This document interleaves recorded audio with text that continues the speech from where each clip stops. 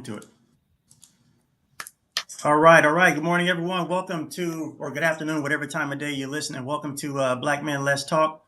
My name is Dimitrius.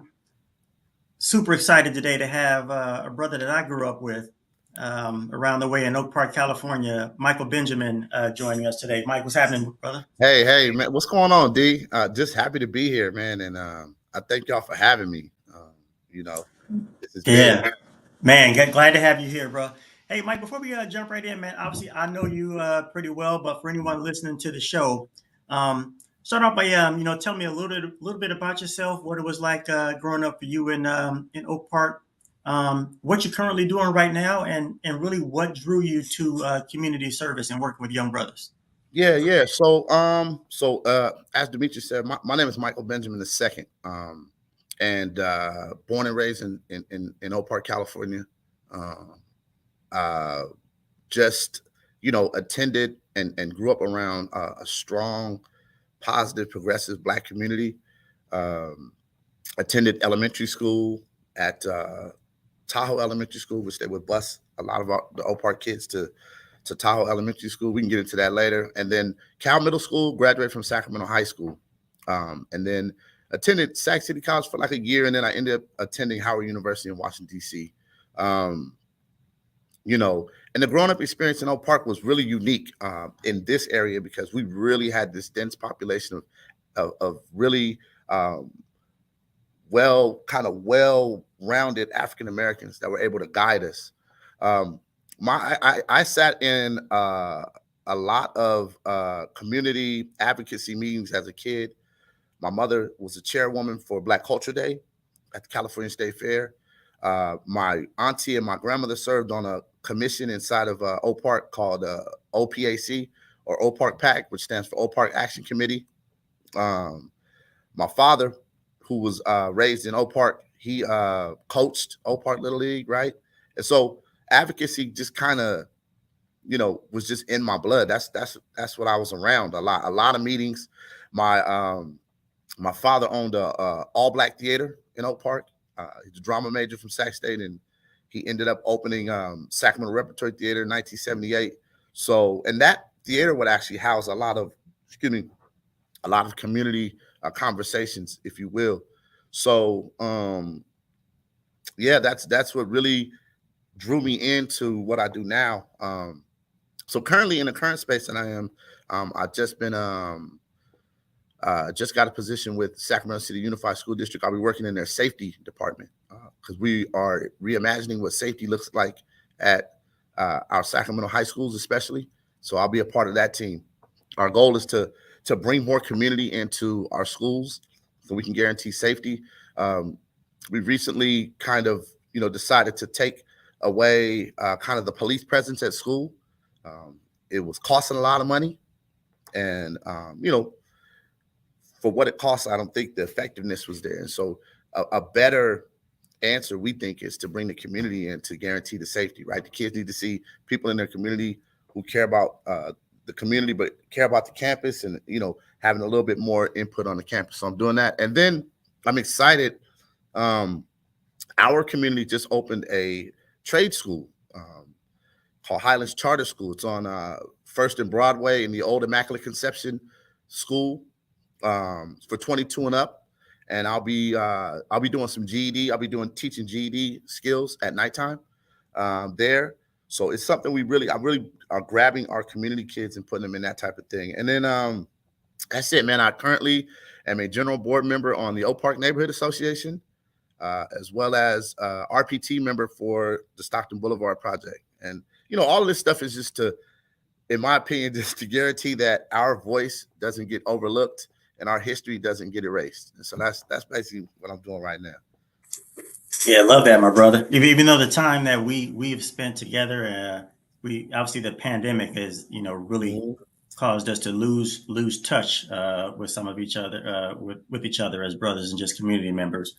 But I've learned some stuff about you just in that brief introduction that I didn't even know about you, man. And me and you, man, we could probably have a whole nother conversation about the police presence in schools. But I would love to reconnect at some point there. Maybe that's a talk for another discussion on this podcast. But Yep, police presence not only costs a lot of money, it costs a lot of people their peace of mind as well.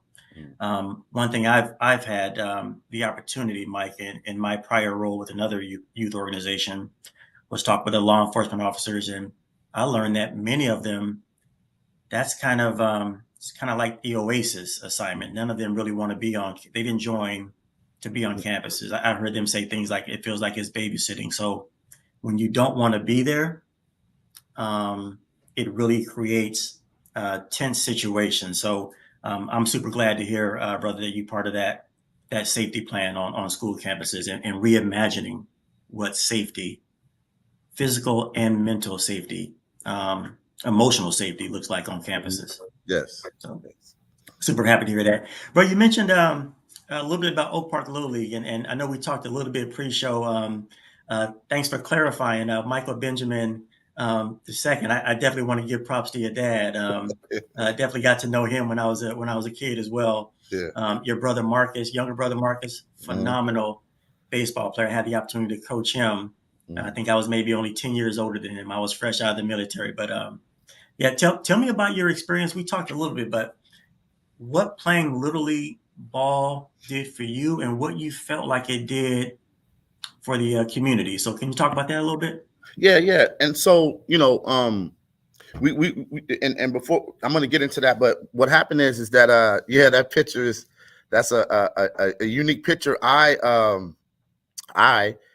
had a kind of a rocky start to my college career, and I had to come back from DC, and I was uh I was asked to coach by a gentleman who I grew up under too, Robert Bobo Walton, who happens to be a Men of Honor uh, recipient as well. And he calls me Money. So he said, Money, you gonna coach with me this year? And I was kind of like, I don't know, I was just coaching my brother at that point, and he had me coaching. To be honest, uh, that's my first kind of journey into working with youth. And Bobo, I thank him all the time for that. And so now, this is what I do. But historically, Demetrius, what happened is that uh, our community was locked into baseball, just like a lot of Black communities were, because those were that and boxing were the only two things that we could do professionally and make a lot of money. So baseball was huge. With Jackie Robinson in 1942. Kind of breaking that color barrier, getting into Major League Baseball. So baseball's always been huge in our community. The two biggest names in Oak Park Little League and Oak Park Baseball are Harrison Crump Sr. and Norman Blackwell Sr. And so, our fathers grew up under them. So, my dad, played for, Mr. Crump and Mr. Blackwell. And so, there's other big names. So the big names in our community were attached to baseball. You had Francois Bullard, Mr. Frank Bullard. You had Walter Beatty, right? You had, just these names. All the I can remember everybody I kind of looked up to. Derek Lee, rest in peace, right? Drungo Hayeswood. That's a picture. This picture is unique. So my father played for Sac State. My dad played for Sac State. He actually started. And the story is that he played at Oak Park Little League. And then after you play at Oak Park Little League, because baseball has this huge history of racism, unfortunately, as well. So he played for Doc Oliver, which now has a field named after him at Land Park. My dad actually played for Doc Oliver. He has all the newspaper clippings, and he would rip Doc Oliver's league up. When he got to high school, there was a gentleman at Sacramento High School. His name was David Hotel, and David Hotel, white man, he would tell you what you were playing.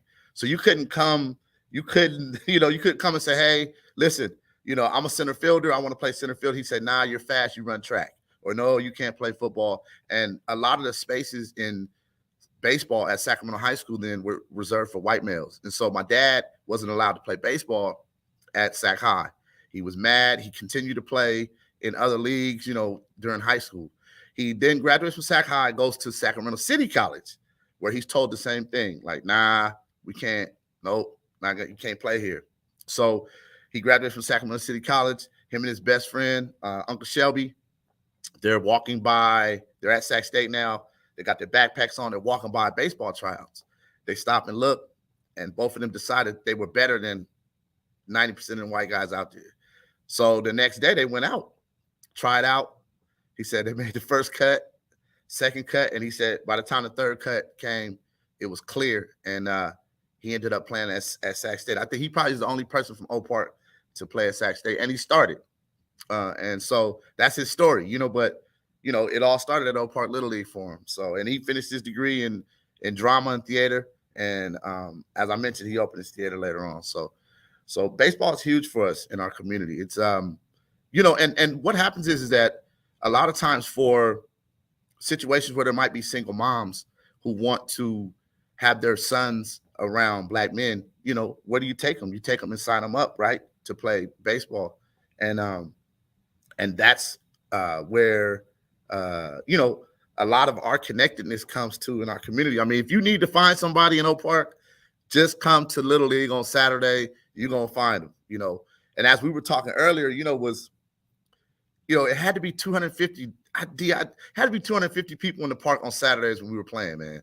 And so it'd be 99 people behind the backstop, man, coaching you up, and it was pressure, but life is about that. It was positive pressure, in my opinion, because you wanted to get down, you wanted to perform, so you made sure that during the week for practice, you were locked into practice, man, because you want on that Saturday, that was the stage.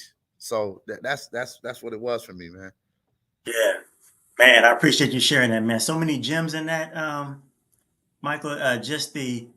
To me, just the fascination knowing that there was a period, boxing, baseball, basketball, and football, and that period of time, was up until maybe even 50 years ago, where white people actually thought that black people were inferior athletically and intellectually. Now you fast forward to today, at least athletically, it's just the opposite. It's fascinating to think there was a point that we think that black men couldn't compete with white men on the athletic field. And now we're trying to shift that narrative to also in academia, in the classroom, those same kind of stereotypes hold true. One other thing you mentioned, I definitely want to touch on is that was a place where many of us young brothers found our first role models. For many societal reasons. Obviously, many of us grew up a single parent household with a mom. Man, you mentioned some names, Norman Blackwell, Frank Crump. Interesting story. I play in a senior softball league. It feels like we age him like 10 years, every 5 years, man. I play in a senior softball league with Norman Blackwell Sr. and Juan Blackwell. I saw him on the team a couple of weeks ago, and we got to talk about Oak Park Little League and how that seemed like, well, that was a generation or two ago. And here we are, still at it. Yeah. So, yeah, that's great, man. That's the place we found our first role models. I actually played for my dad, which was a challenge in and of itself. And I see a lot of young brothers, getting into sports or coaching their sons or coaching their daughters even. One thing I learned early on, Mike, and it was from my own experience. I was fortunate enough to have an opportunity to coach my daughter. She was a phenomenal softball player. She played on an all-star team in Rockland. My assistant coach, she had a player on the team also. And I had never heard this till my assistant coach brought it up, but she's like, you know what? You're going to always be trying to coach your daughter in the car, here, at home, and they really don't want to hear it. So how about we make a rule during the game? I don't talk to my daughter. You talk to her or coach her, and you don't talk to your daughter. And Mike, we did that like one game. And I remember my daughter saying she kind of missed hearing my voice and me coming out to talk to her, but it also made her relax knowing that Tammy would come out and talk to her because she felt the pressure. So I know you played for my dad. You probably had a slightly different experience than I did playing with my dad. Yeah. I think I played for both our dads. So for 2 years. So your dad and my dad were the manager and coach for my last 2 years, my 11 and 12-year-old years. And so let me say this, it's tough, right? It's tough because inside of baseball and inside of coaching, your father and my father have to look at direct mirrors of them, right? And so it might not be a baseball lesson that they're teaching. It might be a life lesson. And that's why it comes off harder for me and you, right? That's why our parents coach us harder, because it's like, no, stay down on this grounder, right? My dad had a cup of tea in professional baseball. So this guy, I still have guys to this day come up like, man, your dad used to throw so hard to us and hit so hard to us. And the analogy my dad would use, he'd be like, that's how life comes at you fast. And so and one thing that my dad hammered home a lot was fundamentals. But here's what happens is that I also have those same gentlemen now tell me, like, yo, we appreciate your dad being there, and that's the same thing with your dad. So I understand the coaching up is hard. I had to develop a rule with my son, which was we only got, because I'm a big yeller, so I'm in the stands yelling, and I'm not yelling anything about the game or the strategy. I'm yelling about effort, right? So if I don't see the effort, that's where I'm yelling. And I had to develop a rule, and my rule is we only get, first of all, I have to sit in the top of the stands. That's the first thing. That's the first rule. My son, he's like, yo, you just gotta stay away from the bench because you're too loud. Just sit up in the stands. And the second thing is we only get 5 minutes to talk about the game after the game.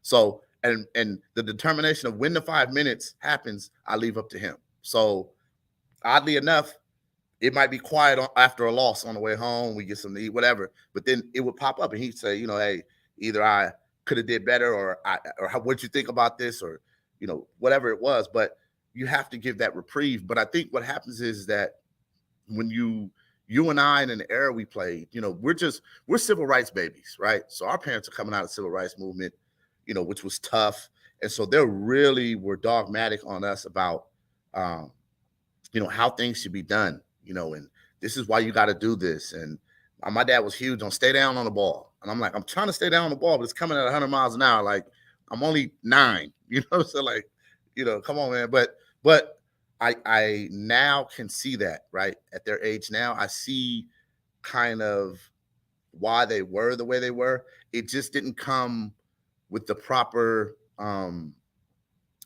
understanding or explanation, right, as to why they were coaching us the way they were. But nonetheless, what I'll say to you is that I am in great appreciation. I don't have the words for them taking the day out of their time. I mean, the time out of their day and their weekends, and still coming out and coaching us, because you and I both know in our neighborhood, it's a lot of young men who didn't have fathers. So your dad and my dad coming out and coaching, man, and coaching together, I think it was huge. So it was just hard on me and you, but. Yeah, man, Mike, I love that perspective, man. And yeah, that's very interesting. And I think there's a lot of other things that play into that as well, which we don't have time, obviously, to get into on this show, but you and I have spoken that quite a bit in the past. With that perspective also probably comes from, one of us continuing over the past 30 or 40 years to have a relationship with our dad. Yeah. And having an opportunity to hear some of those things that I was trying to teach you when you were younger, and one of us probably not, and holding a little bit of that animosity, anger, bitterness, which I think plays a huge part in that too. But man, I love that perspective. And I love that 5-minute rule you and your son got. Yeah. 5 minutes, man, because if not, then it'll be a, so 5 minutes, that's it. We're done. We put the timer on and everything. It's like, yeah. So yeah. So Mike, we both have had the opportunity to start families and see our young kids grow. Interested to hear from you on what are your hopes and concerns long term for your family, your community, and maybe even our country as your kids start to grow into adulthood. What are, as a Black father, what are your hopes and concerns? My hopes are that the hope is that you instill in your young person the want and need, what I'm saying, to continue to do what's right. We have this hope that things will kind of shift, right? Because what happens is that we're seeing more of a media influence on kind of behaviors, right? And what we know as African Americans and people of color is that United States is very good at creating these social constructs, right, and boxes that you can fit in. And for us, they're not positive boxes.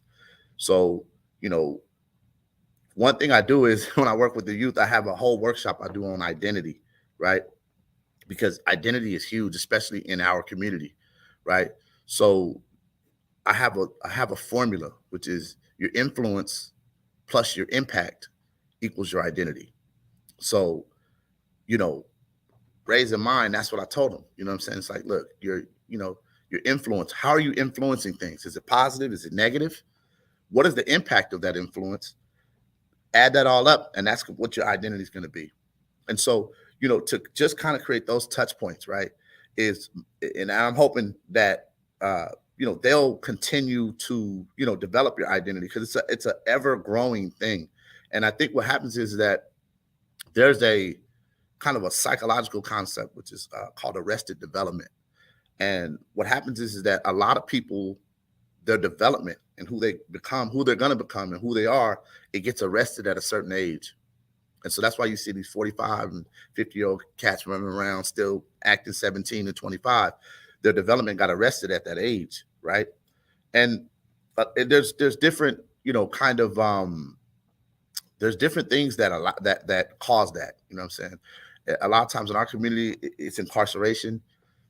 It could be drugs. It could be gangs. It could be, and so people apex, right? They come to kind of or they feel like they come to the top of where they're supposed to be in life, and they stay there.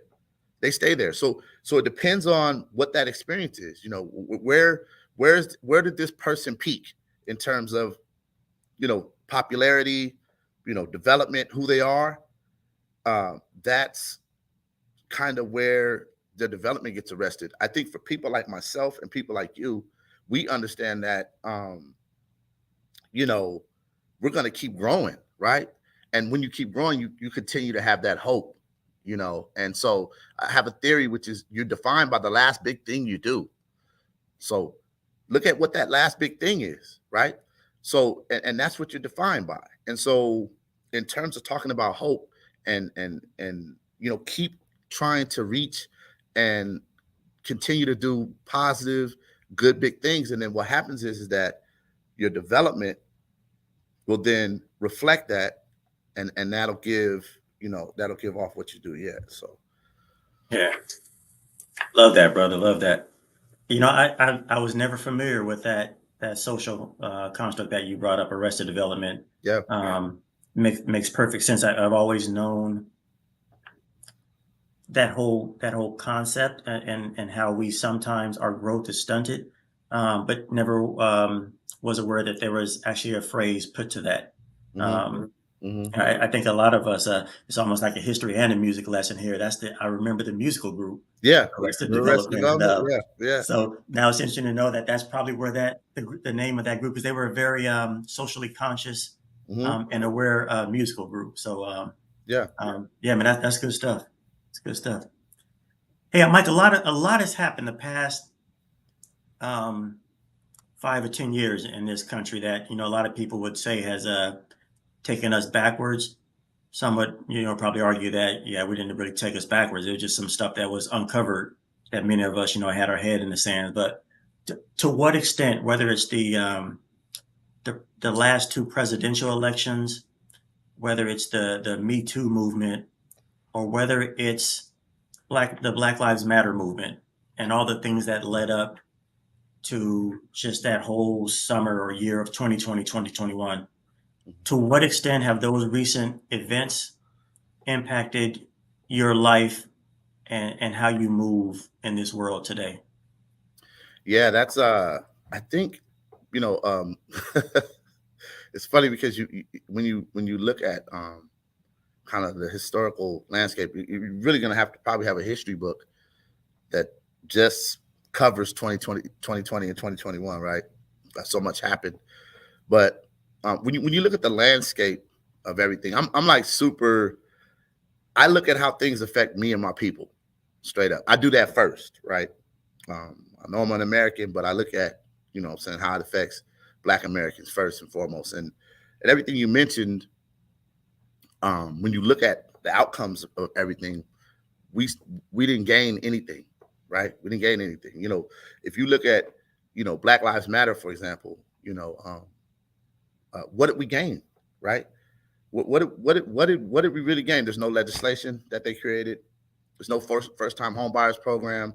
I don't even see them doing free breakfast, free food, uh, any type of anything, right? And so again, America is masters at taking your culture and selling it back to you, right? And so, you look at a movement like that, and then you ask yourself, okay, well, at the end of this, right? Because you did use our name at the front of this, right? And if Black Lives Matter, you know, um, where's where's the hard stuff? Where's the stuff that's gonna help us advance, as you were talking about with hope? Where's the hope that came out of this movement? And you can't really find that. Same thing, people are quick to put us in the front of movements, right? But in the back of the results. So it's like, at the same time, Black people have to be careful attaching themselves to certain things, right? These movements, without first talking about what the outcomes are going to be for us and our people. Other people don't do that. They don't Me Too and Black Lives Matter. And, the fact that you have to have a movement called Black Lives Matter lets you know that this country believes that Black lives don't matter. Um, this presidential election was hilarious because you really got to see what the framers of the Constitution really look like. That's what Donald Trump reminds you of, right? This is what we really, really, really look like. This is what the framers. This is, if you ever wanted a picture of John Hancock and all the. This is the guy. He comes from a place of privilege. Hasn't had to work. None of that. So what happens is that it's always going to be hard for people like that to help poor people from a place of privilege. It's almost impossible. And so for anybody looking for a hand from him, it's just ain't gonna happen. And what I think has happened is that it's stirred up, old thought processes, from white people. It stirred it up, right? It brought it back. They were able to go to those, you know, those old photo albums of grandpop and grandma and everybody else who was, grown up in that, Jim Crow era, right? And they were able to see that this is really real. And so I think the difference now is that now a lot of the racism, most of the racism is captured on camera now. So people are being presented right in front of them with the actual facts. Like, look, here it is. Like it's not even the 1940s and 50s no more. This is 2022, and racism is still alive. Matter of fact, I might argue that it might be even more alive now. So I think in terms of how I move outside of that now is that you're a lot of people are more informed. And so now, D, what I'm doing is I'm challenging Black people on the fact that now that you are more informed, what are we going to do about it? Right? You can't no more, before, it was kind of stories that we heard, right? Like, oh, my grandparents and my aunties would tell me stories about, racism in the South and things of that. Now you get to really see it. So now the question becomes, what are you going to do about it? And so that's kind of how I approach it now, right? I'm a lot more confident because everybody, it's a click of a button and you can see, how this racism is unfolding, right? And it is what it is. It's always been here. It's always been here. It's just now you can see it, and so, now's the time for us to galvanize. Now that we know the threat exists, to galvanize, come together, build our own, create for our own, and be able to stand on our own too. So, yeah. Yeah, I love that, man. That's real talk. That's real talk. I think one of the things that you mentioned, so much of that resonates with me. When we talk about, I think social media has just made it easier for everyone to post their feelings on being an activist online. They post something on Facebook or Twitter. pray for this organization, or we need to do this, or stop this, or we need to stop Trump or do this, and then they put their phone down and go on about their day. Mm-hmm. You haven't really done anything but shared an opinion. Where's the action behind that? And I think a lot of people, not that we shouldn't protest for legislation and change and all the things that make this world unjust. Um, but I think you and I have talked about this in the past. I think we're in agreement where that's not where you should be spending most of your time, because I think we have to understand that if nothing else, even our so-called progressive friends, they may say something in support of us. At the end of the day, they go home to a community that's 90 to 95% white. Right. Right. Even though they see themselves as progressive. Right. The way they move, the schools they send their kids to Yep. aren't exactly diverse.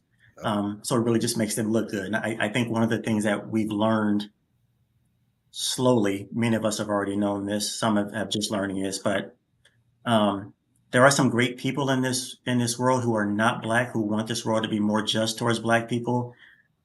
But really, at the end of the day, white people don't wake up every morning thinking about how to make the world better for Black people. Nope. They don't. That's something that we have to do ourselves. Yep. If you're in a place of privilege, why would you not want your kids to have that same privilege when you grow up? You're not going to make the things better for everyone else. I think that's one of the things that I've seen as well. Yeah, and so I don't allow white people to use the word ally, right? Because ally is someone who can they want to help you get free, right? Because they feel that bondage is not fair, and you're not meeting humanity, this, that, and the other. But when you get free, then they're like, you can't live around me. But I don't agree in how you were being treated. You need a co-conspirator, right? Co-conspirator is somebody who's willing to get in just as much trouble as you. You know what I mean? That's those are the real. If you want to help us outside of being Black, that's what we need. We don't need an ally, because the ally is somebody who can walk away from the movement at any time, right? And leave you continue to hold the bag, right? So it's everything but the struggle. People like to be attached to everything but the struggle of being Black. So they want to be attached to the music and the food and it's like you said, right? So you get to come into the community, help out, for a little bit, and then you get to drive back to wherever it is, you really live. And then you also get to tell those white people about what you did, right? Oh, I work in the inner city with these kids, and it's almost like a resume builder sometimes. So I have a problem with that. It's like, if you're really going to be down, you really want to help, then you need to stay in this. So I don't do the ally talk. You know what I'm saying? I do that. If you're really down and you really want to get in trouble, because that's what it is. We're being, they don't know what it's like to be vilified just for the color of your skin. Like, that's tough, right? Like you're being, you're being made a suspect for waking up. I just woke up this morning, right? Walked out my door, and when you don't know those feelings, it's kind of hard to, explain, So yeah, so I agree with you, D. Like, you can't, we can't allow that as a people, right? Like, when you go to help other communities, they put you through the ringer, right? They want to know what you're there for. They want to know the whole 9 and 10, and sometimes Black people are so quick to allow others to latch on and become a part of the movement. And what happens is they then take your movement over, right? And then you don't own it anymore. And I think that a really good example of that is this Black Lives Matter. They raised insane amounts of money, right? And one of the biggest problems we suffer with is displacement, gentrification, right? So where's the first time home buyers program, right? With all the money you raise, where's bill assistance? Where's anything? But this movement on the front end has Black Lives Matter, right? So where did we benefit as a people? And a lot of the people on the back end of this, on the part that started this, don't look like us. So yeah. Yeah, I love that, my brother. That's kind of one of the reasons why I moved around to a couple of different organizations, youth serving organizations, trying to find that home. I've just learned that Yeah. you know, a lot of people who aren't Black want to, as you said, be part of the movement. What I like to say is they want to be the hero in the story. You know, look, I joined this organization and I'm helping all these young underprivileged kids, and I use those words: underprivileged, underserved. Um, and I've learned that many of them, the reason why they join, actually, when you start talking to someone, you find out just from hearing from them, they start talking about what it's done for them. It's helped realize their privilege. Right, It's helped them understand that they are fortunate. And I just want to interrupt them and say, this ain't got nothing to do with you. I didn't right, want to hear about what it's done for you. right. What has this done for the community? But yeah, I think they often want to play the hero. Um, and they may even be threatened by if Black people can lift themselves up by themselves, as they like to say, um, that poses a threat Hmm. Hmm. to them. So Hmm. yeah, I've learned that, I've seen that firsthand as well. Yeah, and let me say this: don't feel any type of way for you know finding what's best for you. So you've been with these organizations, but you had to find something different. My father taught me, he said, man, never get comfortable on the plantation ever. So what happens is at the end of the day, D, is that's what it is. Because we work in the same vein. So it's like we do the same thing. And what happens is you don't find out certain things until you really have to unearth and dig. And then once that happens, you're like, oh yeah, nah, no, we don't get down like that. Like, and I gotta go. You know what I'm saying? Fundamentally, because one thing you and I realize, and we talked about this before, is that you know, for whatever it's worth, you know what I'm saying. That Stone last name, that Benjamin last name, is worth something, and I don't want to be attached to something that's not what it is that it says it is, right? Because you and I have to answer questions to our community, right? Our Black community, they're gonna come to Dimitrius Stone and Mike B and be like, hey, what's up with this? And we have to be able to stand on principle and say, yeah, I'm supporting this, or yeah, I'm not supporting this, right? They look to us to be able to kind of give them the information that they might be searching for in terms of organizations that come into our community. Um, and so, yeah, man, I've watched you, I admire you, I have to come to you sometimes for some mentorship. And so my expectation is that, yeah, I mean, you've talked about some organizations like, yo, look, I'm not tapping in with that. I've had to call you, you've had to call me like, yo, what's up with this? And we've had to have those discussions because at the end of the day, the safety of our people, is what we put first. And so, yeah, man, that's what it is. I love that, bro. Yeah, appreciate those kind words. You're right. You won't know until you go. Right, You know, right. I have these feelings about this organization, but you know, this is an opportunity for Yeah, me. Let me check this out. You go, you check it out. You're like, oh yeah, let me go ahead and get up out of here. So yeah. this No, you got to this is a bounce, good man. learning experience. No, you got to bounce, and you and I talked about this too, and I talked about this with Sister Rowe too. It's really ironic that a lot of the programs that are quote unquote to benefit us are ran by white people.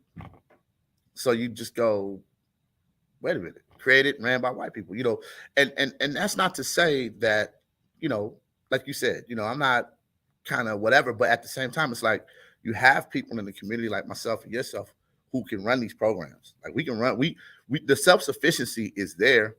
Um, we have to be allowed to have the allotted space, time, and resources to get this stuff up and running, and we can do it ourselves. But a bigger point, D, is that a lot of them don't want to see us do well because then what does that do for their position?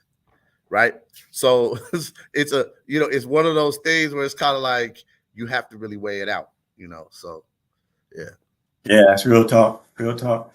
Hey, Mike, want to spend the last few minutes, man? Let's talk about what can Black men do. Let's just talk specific to our community of Sacramento.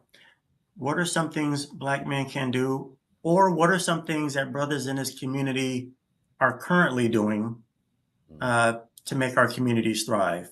So, you know, we talked about, you know, having people who are quote unquote allies for Black people, but what are some things that brothers can do, or that they're currently doing, that are allowing us to sort of take the reins and provide that support guidance for other young men and young women of color in our communities? Yeah. So I think the first thing we have to do, we have to continue to do, is to continue to have these conversations, right? Um, we can never let it table itself. Like we got to continue to have these conversations. Another thing too that we can do, brothers and sisters in the area, is to support. Right? There's um there's brothers out there who are doing the work. They might need support. There's a picture that I sent Sister Rowe of a young gentleman. Me and my brother are on either sides of him. His name is Julius Douglas. Uh, he's also a man of honor, and he's from Oak Park. He has a nonprofit called Seize the Moment. And what I've done is I've supported him. There he is. Yep, right. I've supported him. He's younger. He's younger than us, but he has the energy, right? He has the ears of the youngsters that we're trying to reach. And so, as opposed to me being some older, bitter black man, like I've really uh, been able to just listen to him. He is brilliant. He's smart. He's hardworking. His heart's in the right place. He's helping these kids, right? And so what I've done is I've supported him. That's what it is. It's support, right? Um, Another thing from a community standpoint is we got to stop being scared. We got to stop being scared. I have to give these youngsters a message like, yo, I am not going to be scared, right? And what I'm not scared of the social construct that they're living inside of, right? Because what makes you a man and what makes you stand up and what makes you tough is not what you look like. So I have a saying in Oak Park right now, which is the P is in you, not on you, because we've gotten to a place in our neighborhood, in our community, where cats are wearing Oak Park like it's a hat or a chain. Nah. The P is in you. The P is Mr. Blackwell. P is Mr. Crump. P is Mr. Beatty. The P is Mr. Bullard, right? The P is Miss Nash. The P is the Stone family, the Benjamin family. The Pitts. That's the P. That's inside you. Oh man, that's a picture of you talk about a cat who, man, Dr. Akasanya Cambone, right? And this is an example of the P being in you, being able to grow up under him, since I was a baby, and my shirt says every child deserves a black teacher. So that's what it is. It's getting involved. It's doing stuff like what me and you did, coaching, right? We coached. We didn't only play at Oak Park Little League. We went back and coached. It meant that much to us that we went back and coached. And so this is what we have to start doing. We have to start creating a visibility from a black man's perspective, a good black man's perspective. Another thing too is that we have to start community fathering, right? We got into, I don't know where black people got into this thing of don't say nothing to my child and this, that, and the other. And it's like, nah, man, we got to bring that back, bro. We got to bring that community fathering back, right? And we have to take a stance on certain things that we don't want to see in our community, right? And that's what we got to do. We got to come up with a set of standards that we want to govern our community by, and that has to come from us. And unfortunately, a lot of the standards that we're going to put into place, it might eliminate a lot of black people, right? And that's just what it is. That's just the real. So, yeah. Yeah, I love that, man. I love that. The fear is big time. Just the fear. I love that shot right there. Yeah, man. It's in the middle of 35th, and the shirt says, "Please don't feed the gentrifiers." But our landscape in our community, and that's another thing I want brothers and sisters to understand is that these people coming back, taking communities, man, just whole communities, just snatching them.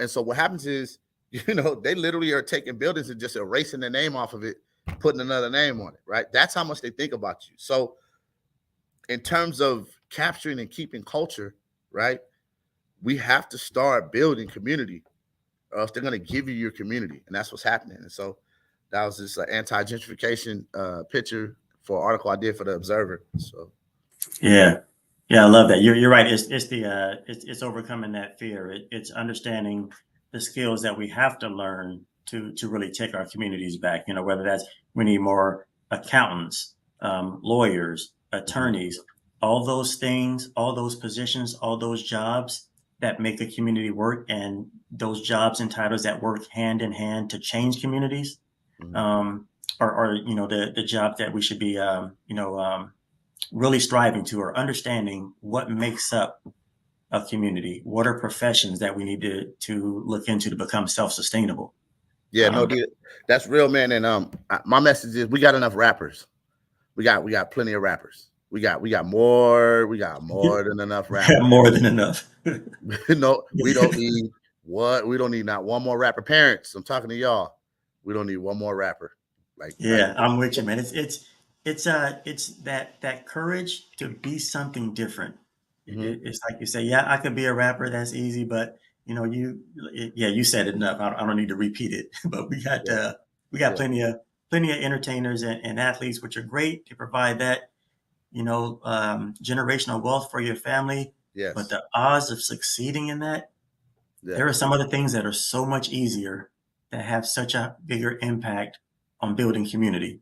Yeah, no, it's true, and that's why Highlands Charter School is an exciting kind of addition to our neighborhood.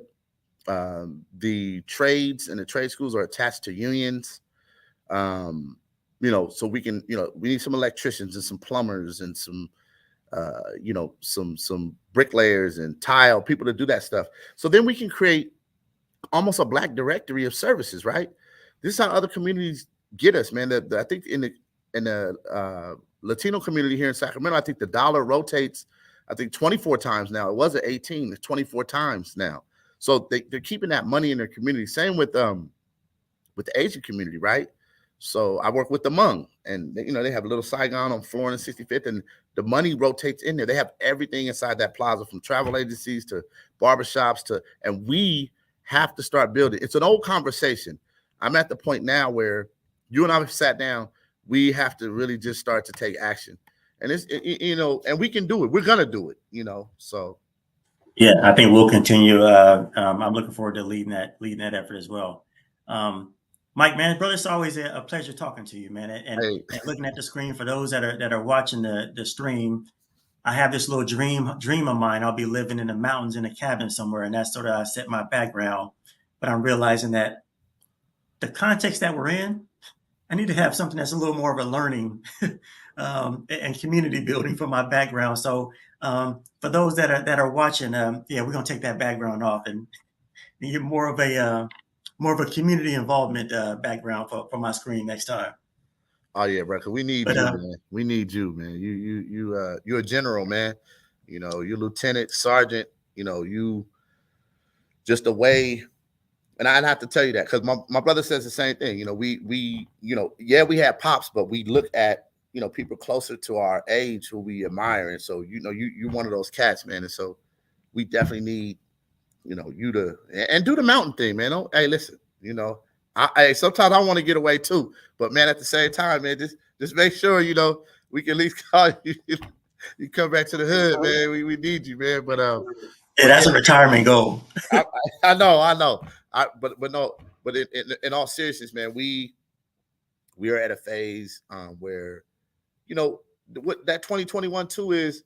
I think that it showed a lot of black people too that you can kind of a lot of brothers and sisters started businesses and they didn't need that crutch of a job, right? They were like, yo, let me start. I'm good at something. Let me see what that is. Let me see how I can make that pay, because that's what living life is, making your passion pay, right? That's what we all want to do is whatever we're passionate about. We want to see how we can make that sustainable to where we can live on that. And I think that's a good thing, but we now have to bring all those together and see how we can create. Me and my brother just joined All Black Bank, man. We was just like, you know what? Let's just jump off the cliff. Uh, yep, Greenwood Bank for all those interested. And I think it's named after the Greenwood Archer and Pine community in Tulsa. And actually, that's for a whole nother show.